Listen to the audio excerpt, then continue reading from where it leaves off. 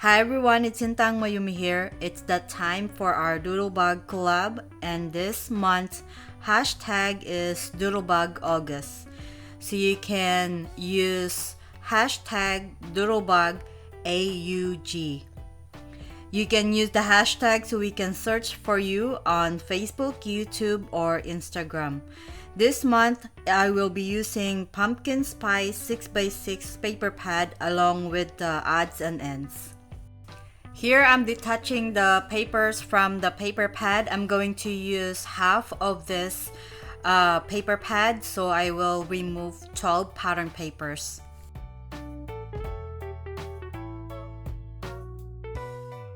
And this is the odds and ends pumpkin spice, and these images are super cute. I will also use some of these cardstocks from my stash. I will use this set of layering dies from Amazon and Cut Scrappiness Mini Slimline Double Stitch die set. For the sentiments, I just cut the word strips from the paper pad, back it with brown cardstock, and add a little bit of border around it so it will stand out on my cards. The card sketches I followed for creating my cards are Mojo Monday sketches, and I also have one Mojo Bella sketch. I don't know if that is the same with the Mojo Monday, but I use one of that, the Mojo Bella sketch. So here I already started my cards, and I'm just adding all the pieces together. I already cut everything, so I will just add them on my A2 size cards. So I'm gonna let you watch the process, and I will see you at the end. Enjoy the video.